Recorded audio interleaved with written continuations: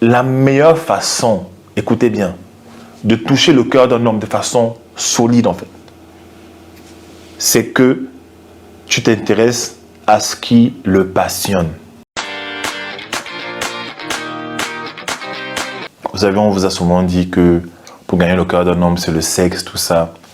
Mais en réalité, ce n'est pas la vérité. Vous savez, l'homme a une façon de s'attacher à la femme. En fait, l'intimité d'un homme avec une femme, la continuité, ça se passe de façon polarisée, je vais dire. L'homme s'attache et il se détache. L'homme s'attache et il se détache. Lorsqu'il s'attache, c'est qu'il passe du temps avec toi, d'accord, il communie avec toi, dans le cas du mariage, voilà.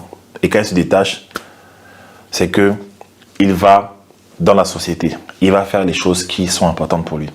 Souvent, la femme va vouloir qu'il reste au point d'attachement, alors que lui est en train d'aller se détacher vers l'extérieur.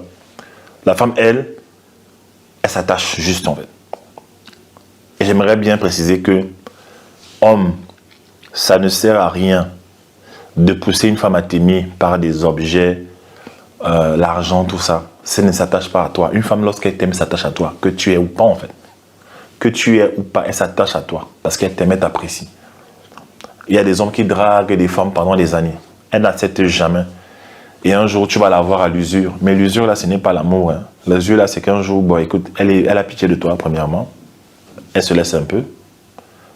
Deuxièmement, peut-être elle est dans une phase de sa vie où elle n'a personne et elle s'ennuie un peu de la solitude. Bon, elle va s'afficher avec toi, elle va passer du temps avec toi. Troisièmement, c'est que peut-être, à force de montrer l'argent, écoute, elle se dit, bah, écoute, pourquoi je me prends la tête? Je vais manger son argent. D'accord? Donc, les femmes s'attachent. Si elles ne s'attachent pas à toi, sache que ce n'est pas bon. Les femmes, elles s'attachent, elles restent là. C'est pour ça qu'une femme, lorsqu'elle se sépare d'un homme qu'elle a beaucoup aimé, ça peut rester longtemps dans son cœur, en fait, avant d'oublier. Elle peut garder l'homme en image pendant au moins 9-10 ans, en fait. C'est compliqué. Donc, il y a cette double dimension-là. Donc, l'homme est toujours en train de se détacher. Il s'attache, il se détache. Et dans son détachement, en fait, il y a des choses qui sont importantes pour lui. Il se détache justement pour aller vers ces choses importantes pour lui, en fait. L'homme a des rêves. L'homme a des passions. Et la meilleure façon, écoutez bien, de toucher le cœur d'un homme de façon solide, en fait, c'est que tu t'intéresses à ce qui le passionne. Tu t'intéresses à ce qui le passionne. D'accord?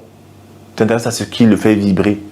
Si son rêve, c'est de construire un avion, tu t'intéresses à ça. Si son rêve, c'est une cause politique dans laquelle il est, tu l'accompagnes dans ça, en fait.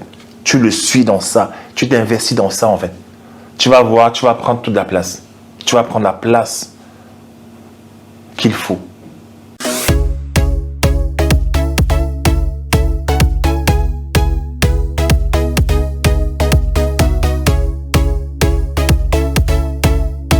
En fait, la Bible dit que là où est ton cœur, là où sera ton trésor. Là où le cœur d'un homme est, c'est là qu'il y a son trésor, en fait.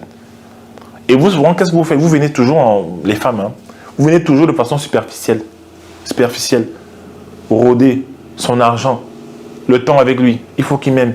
Il faut qu'il m'aime. Pourquoi il n'est pas venu hier? Pourquoi il n'est pas venu? Pourquoi il ne s'occupe pas de moi? Pourquoi il ne m'appelle pas? Pourquoi?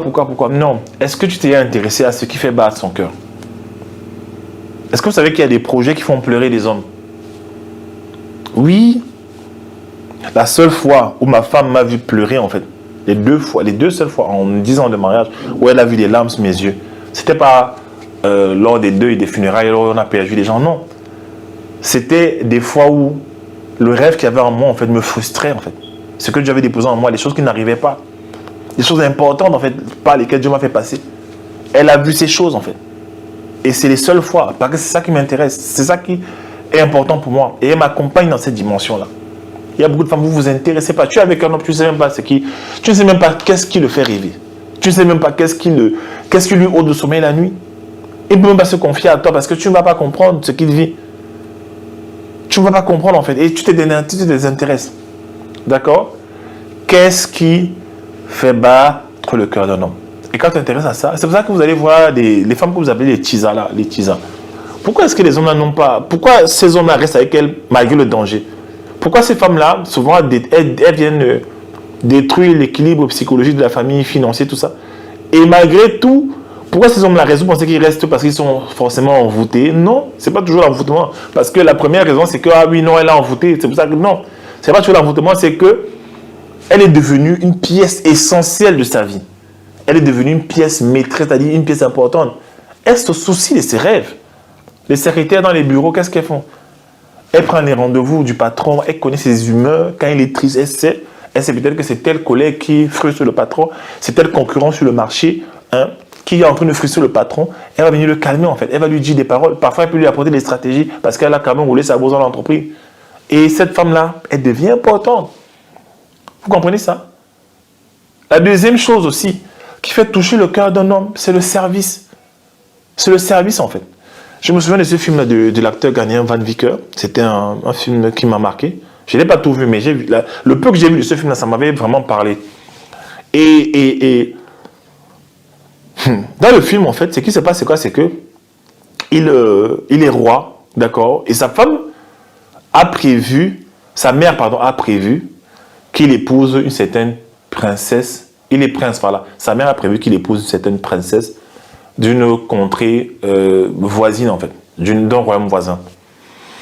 Et cette princesse-là, vraiment, elle est belle, hein. Elle est belle, elle est fortunée avec sa famille, c'est des aristocrates, c'est des gens bien, c'est les rois, en fait.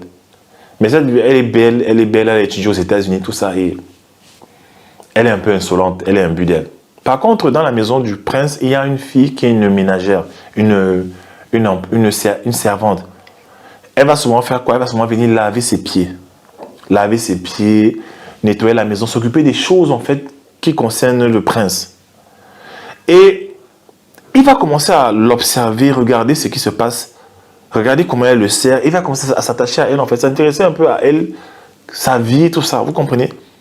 Et comme par hasard, il va finir par l'aimer.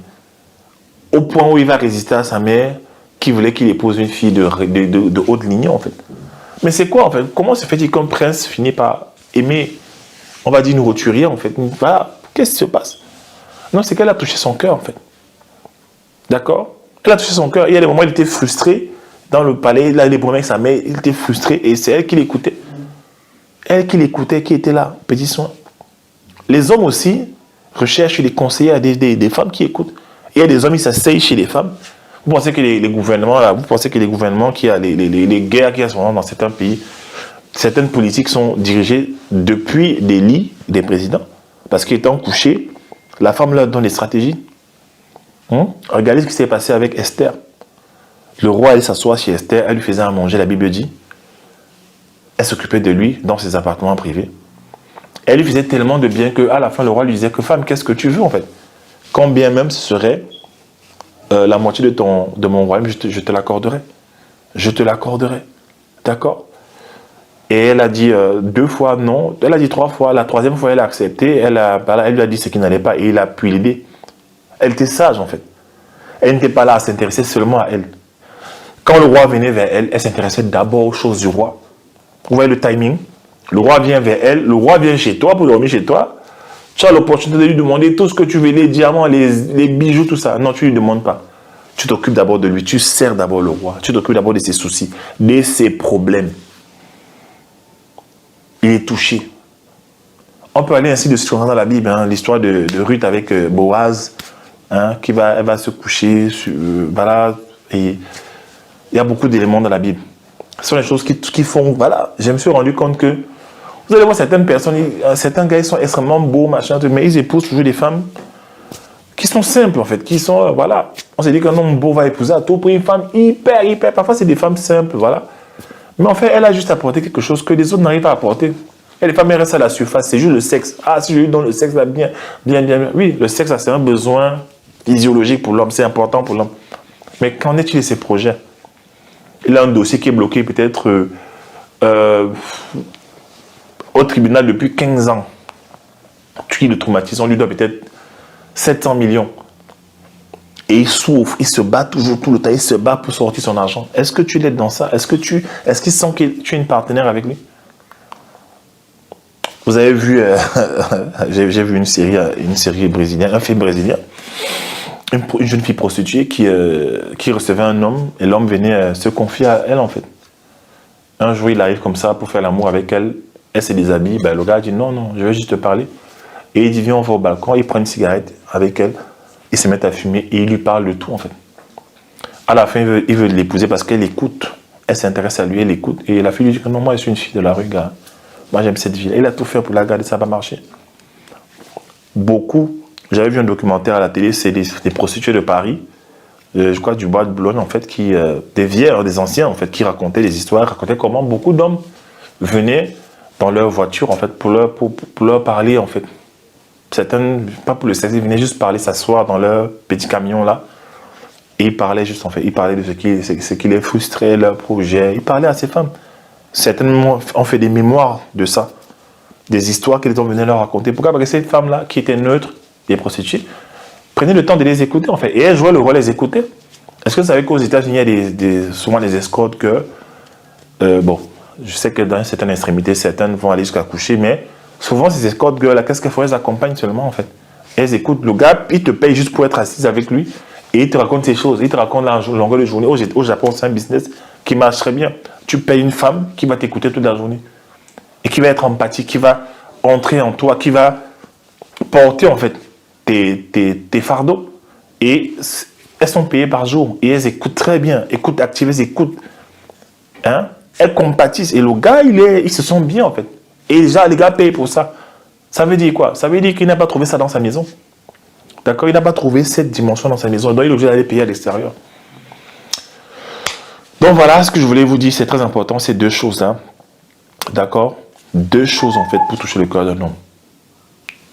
Deux choses, le service et s'intéresser à ce qui le passionne. Mais non, tu vas me dire que oui, coach, il y a des gens comme ça, tu vas les servir, ils ne vont jamais t'aimer, tu vas tout faire, tout faire. Les hommes sont tous des salauds, ça c'est ton point de vue. Ce qui t'arrive dans la vie, c'est ce que tu as programmé. Si tu programmes de ta bouche, la parole est puissante, tu dis ça, ben écoute, si tu dis qu'il n'y a pas de bons hommes, ben tu n'auras pas de bons hommes en fait, parce que tous les hommes, tu dis qu'il n'y a pas de bons hommes, aucun homme, ben l'homme que tu vas épouser, il est forcément dans ces hommes qui ne sont pas bons. Donc tu auras ce que tu mérites. Mais je pense que il y a d'autres façons de découvrir la bonne personne pour ta vie aussi. D'accord? Pas parce qu'un homme a un rapport sexuel avec toi que forcément il t'aime. Enlevez ça de vos têtes. Hein. Pas parce qu'il a un rapport sexuel avec toi que forcément il t'aime. Il en faut plus. Parce qu'il y a des hommes qui couchent ici, ils couchent à gauche à droite et ils ne sont jamais attachés. Ils couchent, ils s'attachent, après ils se détachent. Comprenez bien ça. Donc,